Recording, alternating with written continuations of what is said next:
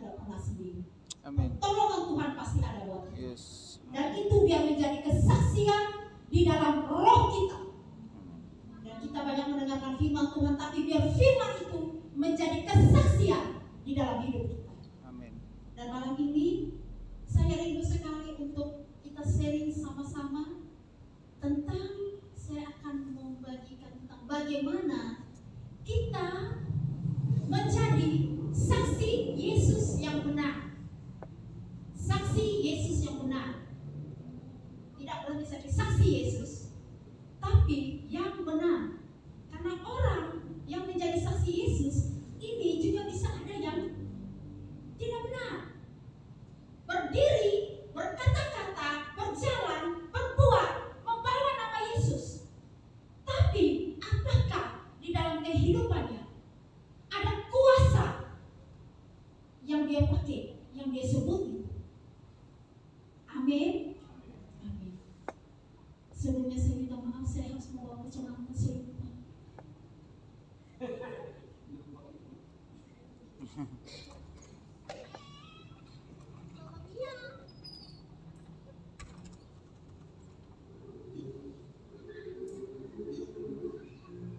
Saya percaya waktu kita dipanggil Tuhan pertama kali ketika kita mengalami pertobatan atau kelahiran kembali, tidak berhenti sampai di situ saja, tapi ada panggilan yang sampai akhirnya, yang harus kita tempuh, yang harus kita sampai di situ. Kita buka sama-sama di Kisah Para Rasul 1 ayat 8. Pasti ayat ini sudah seperti di luar kepala.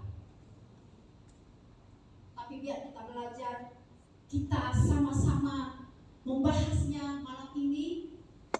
Tetapi kamu akan menerima kuasa kalau Roh Kudus turun ke atas kamu. Ini ayat yang waktu itu Yesus hendak meninggalkan murid-muridnya naik ke surga. Jadi, apakah waktu mereka percaya, mereka belum memiliki kuasa? Seperti waktu kita lahir baru?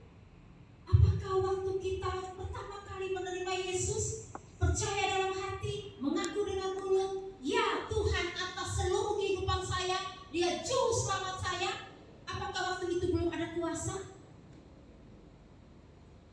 Yohanes 1 ayat 12 mengatakan, setiap orang yang menerimanya diberi kuasa supaya menjadi anak-anak Allah.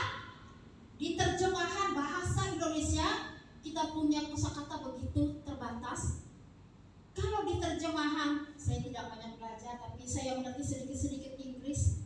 Di situ dia bilang hak dasar. Kalau di bahasa Indonesia bilang diberi kuasa.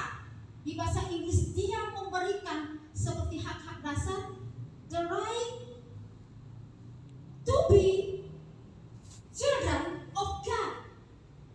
Jadi waktu kita dilahirkan kembali secara roh, kita dibenarkan untuk menjadi anak-anak Allah. Artinya dari apa? Dari sifat dosa kita. Waktu pertama kali lahir baru, seperti ketika saya memiliki, sekarang saya memiliki 2 orang anak. Ketika saya mengandung mereka, saya baru lihat mereka, saya sudah mengasihi mereka sebelum mereka bisa buat apa-apa untuk saya.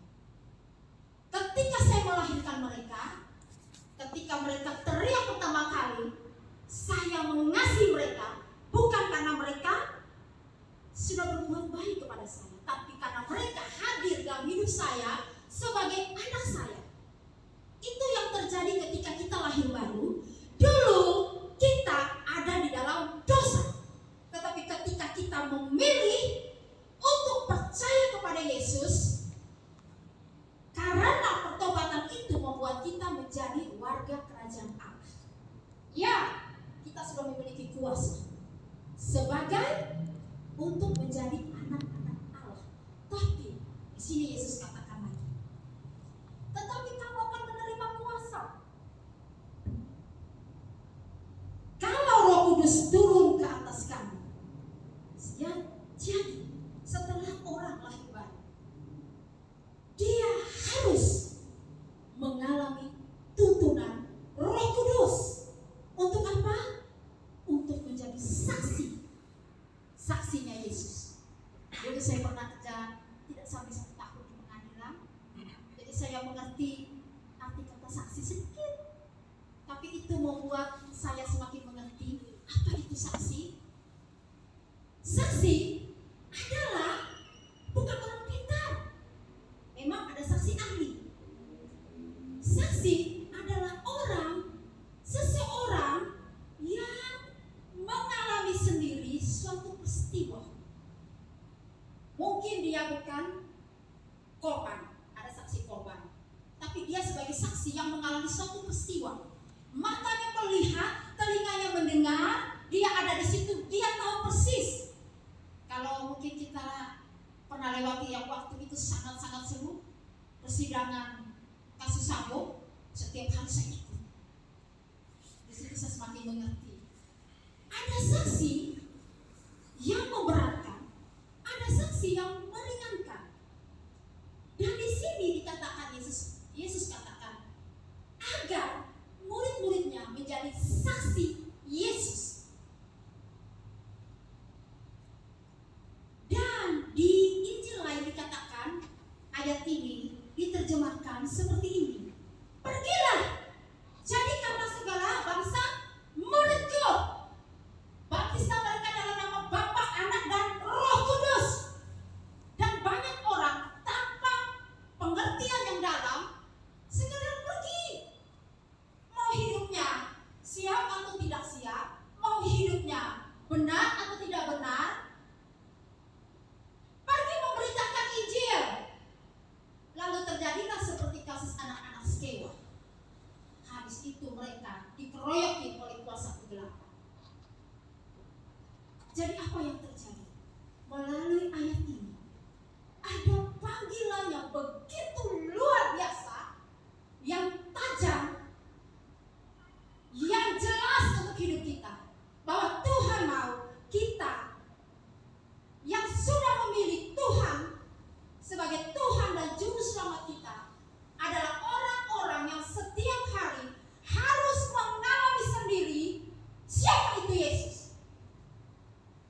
Kalau saya berkata bahwa Dia Allah penolong saya, apakah saya setiap hari mengalami pertolongan Dia? Ataukah saya sekedar mendengar dari orang lain? Saya harus memastikan dalam hidup saya bahwa ya benar Tuhan Allah adalah penolong dalam hidup saya. Itu yang membuat kita menjadi luar biasa. Artinya kita berjalan di dalam kuasa Tuhan. Banyak orang memberitakan Injil, percaya Yesus, Dia Tuhan, Dia Juru Selamat, tapi hidupnya babak belur. Memang kita masih di dalam dunia, kita akan mengalami banyak penderitaan, banyak pencobaan. Tapi melalui itu Tuhan akan membuat kita jadi saksi. Sekalipun banyak tekanan, sekalipun banyak himpitan, bahkan dosa kiri kanan berusaha menggoda kita, tapi Tuhan Yesus, Dialah Allah yang akan menyelamatkan kita dari setiap situasi. Dan ini yang terus saya bangun dalam hidup saya. Hampir setiap hari, tidak pernah satu hari pun saya mengalami dengan bisa santai sebentar. Saya rindu me time tapi agak susah. Ya, ibu-ibu itu cerita umum. Ibu-ibu kalau mau istirahat dari pagi sampai malam itu susah. Apalagi kalau ibu yang bertindak benar. Ya sempat pada 1 bulan lalu, 2 bulan lalu Bapak Gembala membagikan tindak kita tentang stunting. Saya percaya sekali kalau stunting itu bukan sekedar gizi, tapi bagaimana perilaku dalam rumah. Apalagi untuk anak Tuhan, Tuhan katakan tidak akan menderita kelaparan, tidak akan lapar, benar. Dari saya kenal Tuhan, waktu itu saya masih mahasiswa, saya tidak pernah lapar. Sekalipun bapak saya itu cuma pensiunan polisi, 1 minggu dikirimin saya 50.000 untuk uang makan. Sebelum krisis 98. Setelah krisis pun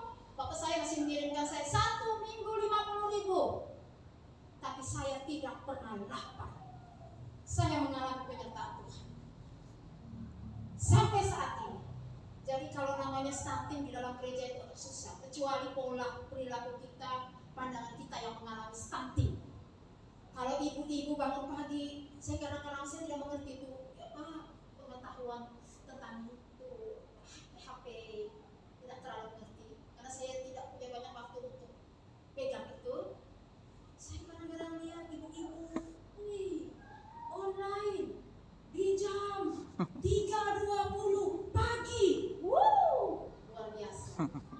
Ibu-ibu sampai jam 11 malam ya, mungkin masuk akal. Tapi saya lebih lagi senang kalau jam-jam itu kita online saja dengan Tuhan. Karena ketika buka mata, saya bagikan bapak-bapak jangan marah, karena saya ibu-ibu. Inilah pergumulan ibu-ibu. Dari pagi bangun pagi jam 4, baru pegang sedikit, terlama di dalam, anak sudah teriak, "Mama seragam, Mama makan sudah belum?" Setelah siap-siap mereka, "Mama kaos kaki di mana?" Terus harus siap antar mereka ke sekolah, pulang harus mulai persiapan dalam rumah, karena rumah itu berantakan minta ampun. Tapi namanya ibu-ibu, lihat itu baru sedikit pertarungan dalam rumah tangga. Belum melihat perlakuan suami, belum melihat perlakuan tetangga-tetangga, belum melihat pekerjaan, belum melihat dunia luar, penuh dengan pertarungan. Belum lagi utang-utang.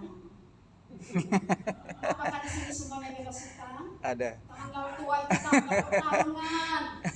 Kalau utang satu tempat saja oke, kalau utang banyak tempat, woi. Hati ini lagi berdoa, tanggal berapa ini?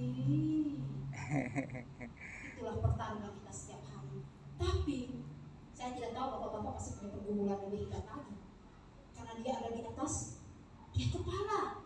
Mungkin kami ibu-ibu pikir bapak-bapak enak ya, kerja sedikit cuma di kantor, di kerja. Kami ibu-ibu dari pagi sampai malam sibuk pekerjaan. Tapi saya percaya bapak-bapak punya pergumulan sendiri. Setiap hari kita mengalami hal yang begitu berat. Tuhan Yesus, bagaimana Kau mengatakan kami adalah saksi-saksimu? Setiap hari kami mengalami begitu berat sekali. Mari kita sama-sama buka di Ibrani 12.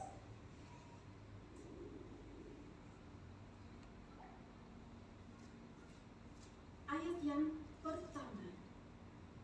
Nasihat supaya bertekun dalam iman. Karena kita mempunyai banyak saksi. Dari tadi saya berusaha membagikan. Saksi ini ada yang memeringankan kita, ada yang memberatkan. Hati-hati.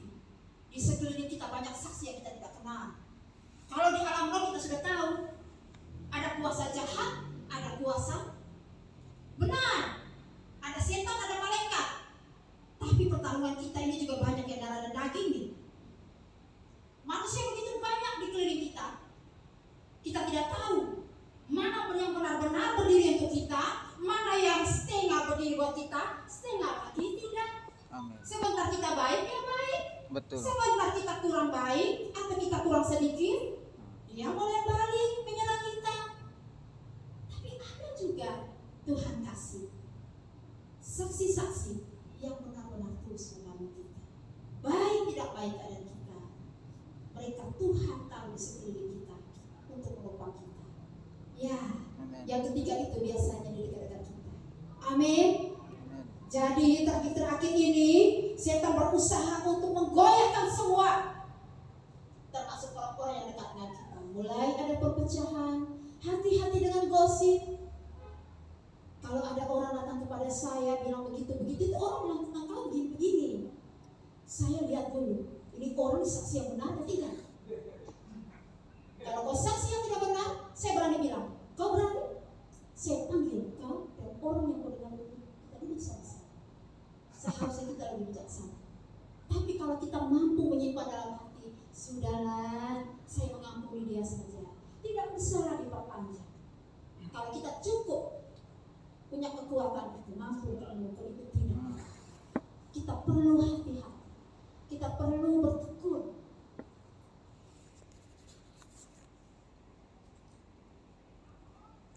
Marilah kita menanggalkan semua beban dan dosa yang begitu merintangi kita, dan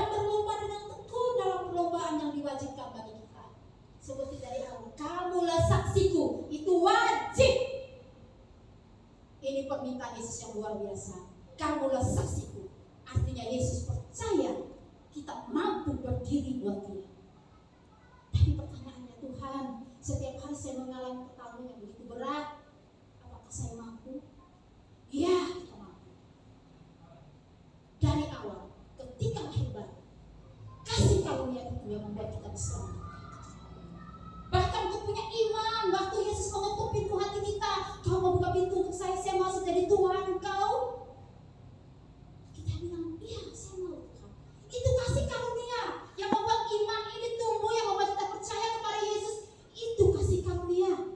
Sehingga kita tahu persis kita diselamatkan bukan karena perbuatan baik kita, atau karena saya pintar memahami Alkitab, tapi karena saya butuh Tuhan, saya butuh juru selamat dalam hidup saya. Setelah itu seperti bangsa Israel keluar dari Mesir, melewati kasih karunia Allah, Laut Merah terbelah seperti kita melewati baptisan. Kasih karunia Allah terjadi lagi. Dosa yang berusaha mengejar kita, dengan kasih karunia Tuhan, di dalamnya ada kuasa Tuhan yang berusaha mengejar kita, Tuhan sudah tenggelamkan di dalam baptisan. Di dalam hidup kita terus berlangsung kasih karunia Allah sampai dengan Tuhan katakan jangan kemana-mana dulu, tinggal di Yerusalem sampai kuasa itu datang, Roh Kudus itu, kuasa itu Roh Kudus. Jadi jangan coba-coba berdiri hanya sekedar mulut berkata kemana-mana atas nama Tuhan, tapi hidup tidak bergaul dengan Tuhan. Penginjilan bukan berarti juga, ya benar kita harus sampai kepada kita bisa tunjuk orang lain baru, sampai kepada misionaris. Tapi penginjilan yang sesungguhnya adalah saksinya Tuhan. Dunia sekarang di sekeliling kita, coba kalau setiap hari saya hidup sama ibu-ibu, ada ibu-ibu yang datang jahit, pasti ngomongnya tentang persoalan entah suami, entah anak. Dan saya tidak mengerti kenapa ibu itu suka sekali ngobrol dengan saya. Karena saya punya jam terbatas sekali, tapi saya harus melayani. Kenapa? Setiap makhluk di dunia menantikan saat anak-anak Tuhan menyatakan diri. Kita akan mendengar keliling kanan kita banyak keluhan. Kita sendiri pun banyak keluhan. Tapi biarlah kita hidup sesuai dengan kepercayaan dari awal kita hidup di dalam kasih karunia dengan Allah. Dan ada Roh Kudus yang memberikan kita kuasa.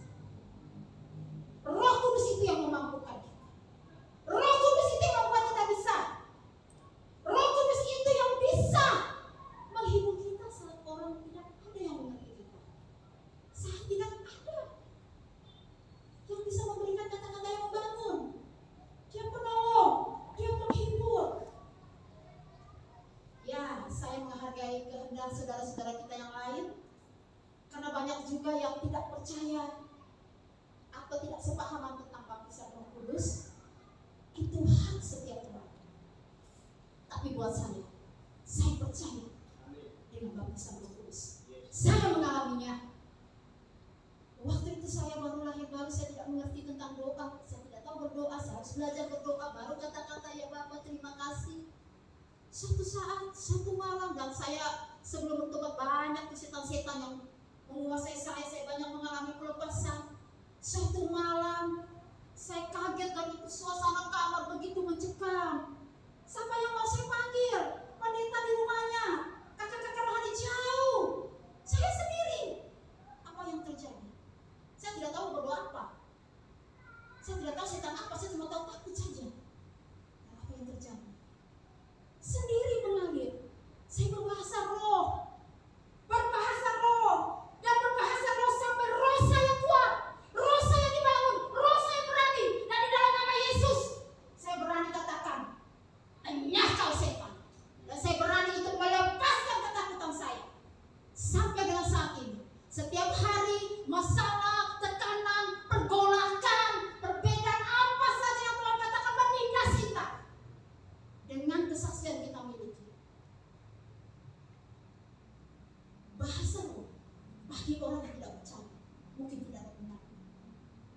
bagi saya yang percaya, ketika saya dihimpit oleh permasalahan, akal saya tidak bisa berdoa, kemampuan saya tidak bisa menguras ini apa Tuhan. Tapi saya cuma tahu, saya bahasa roh, kadang-kadang anak saya juga ibu. Tapi saya, ketika saya merasakan kekuatan itu, bagaimana mungkin saya bisa saksikan bagaimana Tuhan bekerja dalam kehidupan saya. Ini yang Yesus maksudkan. Jangan kemana-mana dulu. Tinggallah di Yerusalem sampai kuasa Tuhan datang. Setelah itu kau menjadi saksiku di Yerusalem, di Yudea, di Samaria, sampai ke ujung bumi. Dan lihat di situ ada dan koma. Artinya bukan berarti saya betul dulu di Yerusalem, ya anggap saja Yerusalem ini keluarga ini. Saya masih bertarung, kadang-kadang anak masih teriak. Saya marah mereka. Saya masih banyak pertarungan. Saya berjuang untuk hidup benar. Apakah saya bisa bersaksi sampai ke Yudea? Bisa. Samaria? Bisa. Sampai ke ujung bumi. Dan saya percaya setiap anak Tuhan yang sungguh-sungguh hidup bergaul dengan Tuhan, menjadi saksinya Tuhan, jiwa-jiwa itu pasti datang sendiri. Pasti. Jadi ketika saat ini, kalau ada dari kita yang mengalami pergumulan, jangan kecil hati. Bukankah Tuhan bilang, di dalam kelemahanmu kuasaku semakin sempurna. Melalui kelemahan-kelemahan kita, melalui keterbatasan kita, Tuhan menyatakan diri, sehingga dunia melihat, wow, kau dulu kan, kok sekarang bisa begini? Wow, kita lagi susah-susah, kenapa kau tertawa terus? Kenapa kau senyum terus? Kita bisa menyatakan, karena saya memiliki Tuhan. Tapi kalau anak Tuhan hidup di dalam rumah kapal pecah, waktu dengan Tuhan bolak-balik, mungkin saat pelayanan saya pilih-pilih, mungkin saya WL, pilih lagu yang mana yang cocok, mana yang cocok, kita pelayan Tuhan. Lagu yang kita pilih harus lagu pertarungan kita dengan Tuhan, dan kita harus menang. Saya percaya di tempat ini tidak kebetulan Tuhan sudah rancangkan. Rahmat begitu bagus, luar biasa.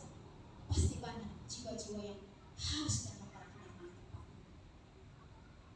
Dan Tuhan sedang mempersiapkan kita dari saat ini supaya kita menjadi saksinya Tuhan. Saksinya Tuhan artinya orang yang menciptakan pertarungan hidupnya, pergaulannya dengan Tuhan, persahabatannya dengan Tuhan, sehingga ketika saat itu datang, dia mampu menyatakan benar Tuhan Yesus. Sekalipun di luar, mungkin di YouTube atau di mana saja orang meragukan keselamatan, mungkin pengetahuan kita begitu minim, tidak banyak kita mengerti tentang teologi atau apa, tapi kita memiliki saksi yang dalam roh kita. Yesus benar ya Tuhan. Dan saya percaya setiap pergumulan kita yang lama-lama, mungkin kita mengalami pertarungan di dalam bidang keuangan yang begitu lama, artinya Tuhan mau kita akan jadi hebat di tempat itu. Jadi kalau saat ini saya percaya di dalam nama Yesus, berapa tahun saya mengalami pertarungan, bagaimana saya diusir keluar dari tanah miliknya orang, bagaimana untuk membesarkan anak-anak dengan begitu terbatas, anak-anak ke kios mau jajan, saya kok tidak ada, tidak pergi. Tapi saya bersyukur di waktu-waktu itu Tuhan mengajar saya bagaimana bergantung kepada Dia. Tidak ada yang buruk dalam kehidupan kita. Di tangan Tuhan, sekalipun itu hal-hal yang lemah bagi dunia, Tuhan sanggup mengubah menjadi kemuliaan bagi nama Dia. Karena targetnya Tuhan, kita harus jadi saksinya Tuhan. Itu saja yang bisa saya bagikan. Terima kasih.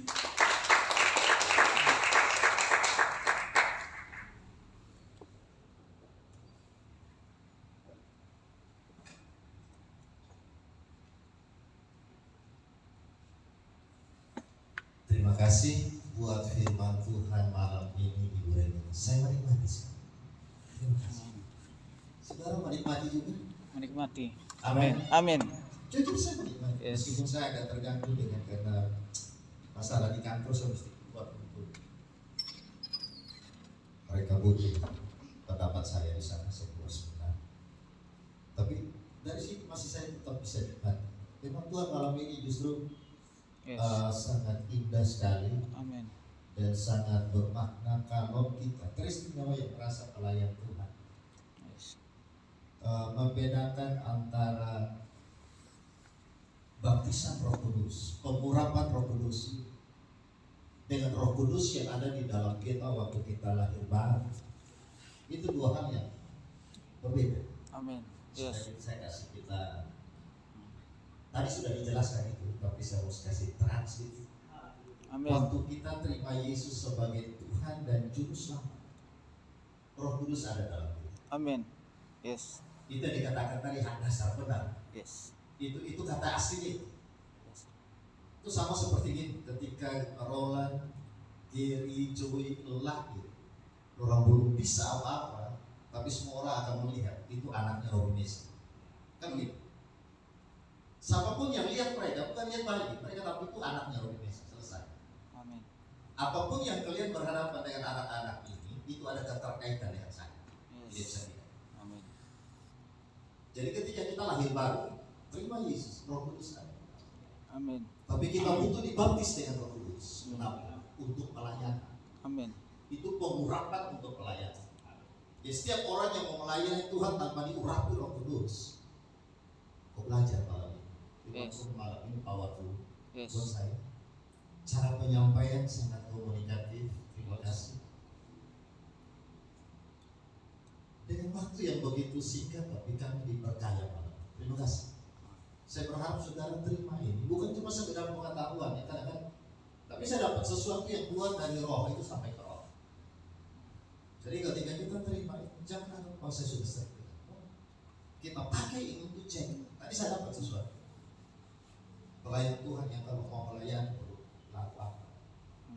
Sama kalau yang khotbah juga begitu, khotbah bercerita. Sekedar asal-asalan, tanpa konsep, tanpa tanya Tuhan, Tuhan mau apa? Itu juga. Saya sangat berharap kita belajar sesuatu malam ini. Jangan bikin, memang betul ibadah tengah minggu ini untuk kita belajar. Tapi bukan sekedar belajar. Saya jujur ini saya. Kadang kalau kita yang berkhotbah, yang suka berkhotbah, kita lebih sering lebih jadi pengamat khotbah dibanding itu jebakan seorang hamba Tuhan. Betul. Baca ayat ini SS. Betul. Oh ini pasti nanti. Itu saya entah yang lain. Itu sering jadi pengamat khotbah. Tapi buat saya penting sekali punya hati seorang guru. Amin. Saya dapat hati. Amin. Yes. Karena saya tadi itu kembali ingatkan saya. Kalau kita cuma cerita tentang Tuhan tanpa kita bercerita dengan Tuhan sendiri. Amin. Saya bersyukur sekali ini malam Tuhan pakai Ibu Regina untuk ingatkan kita. Amin. Amin. Yes. Terima kasih pertama buat Tuhan sih. Oke, mari leader maju ke depan, pimpin kita untuk kita masuk dalam doa.